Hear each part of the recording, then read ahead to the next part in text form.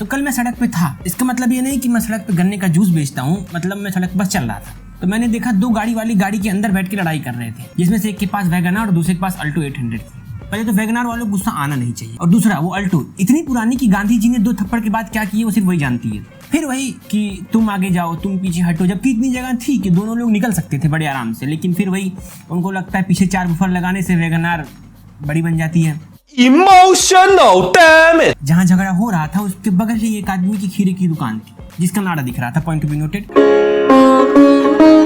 और फिर वो अपना खीरा खा रहा था, मतलब ठेले से खीरा लेके खा रहा था, नया था शायद अभी बिजनेस में। तो मैं थोड़ा सा आगे बढ़ा तो मैंने देखा कुछ मजदूर लोग काम कर रहे हैं। उनमें से एक मजदूर ने पतलून नहीं पहनी थी, तो मैंने कहा कि भाई ऊपर कर ले। तो उसने कहा पट।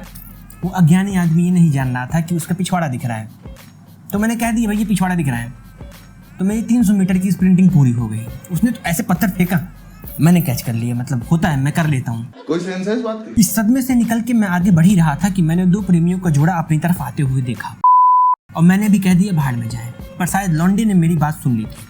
तो उसने दौड़ के अपने वैगनआर से हॉकी निकालने की कोशिश की, लेकिन तब तक मैं फरार हो चुका था। तो थोड़ा सा मैं और आगे बढ़ा तो अंकल अपने कुत्ते को नहला रहे थे, और फिर मैं ध्यान से देखा तो पता चला हाँ वो कुत्ता ही था। और फिर उसको आंटी ने बुलाया और अंकल अंदर चले गए। फिर मैं घर पहुंचने ही वाला था कि मैंने देखा कि 3 जेसीबी मिलकर खुदाई कर रही है। ये मनमोहक दृश्य देख के मैं वहीं रुक गया। मैं देखने लगा आगे होता क्या है साला इसके बाद। फिर मैं देख ही रहा था, तब तक फोन आया कि मेरा रूममेट पंखे से लटक गया है।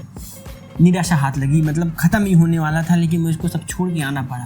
तो फिर मैं घर आते आते सोच रहा था कि साला ना जेईई की तैयारी कर रहा है ना नीट कर रहा है, लटका कैसे। मतलब मन में मैंने पूरा प्लान बना लिया था कि मैं घर जाऊंगा, उसके बाद मैं ऐसा उदास सा चेहरा लेके पहुंचूंगा, कहूँगा कि मेरा दोस्त बहुत ही अच्छा इंसान था, ये था वो था ऐसा। मैं घर पहुंचा और ये सब सोच के मैं घर में जा ही लिया था कि मैंने देखा कि इसको लोग लेटा के पंखा मार रहे हैं।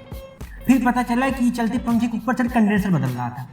मैंने सोचा तो ये था कि इसको 400 रुपये नहीं देने पड़ेंगे। 469 या फिर पैसे दो या फिर 69। 69 तो मिलता ही नहीं किसी को, वैसे भी ख्याल ही बात है सिर्फ। फिर क्या, जब मैं घर पहुंचा तो फिर निराशा हाथ लगी दोस्तों, कुछ काम नहीं आया मेरा। कभी एक खम्भे की लाइट बदलने की कोशिश की ऊपर चढ़ के, क्या 69 पैसा दूंगा मैं। फिर क्या, फिर जो इलेक्ट्रिशियन आया वो वही था जिसकी अल्टो वैगनआर में भिड़ी थी। फिर कुछ देर बाद वहाँ पर डॉक्टर भी आ गए। वो डॉक्टर वही था जो खीरा वाला आदमी, याद है, उसके बगल में उनकी दुकान थी। सब सही होने वाला था कि फिर वो हॉकी लेके आ गया लौंडा।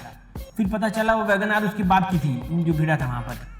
तो फिर मैं भागा, और क्या, फिर भागते भागते जो जैसे भी गड्ढा की थी उसमें गिर गया। फिर L3 L4 L5 जो भी होता है, पर ठीक है सब मस्त एकदम। तो पैंट क्यों उतार रहा है?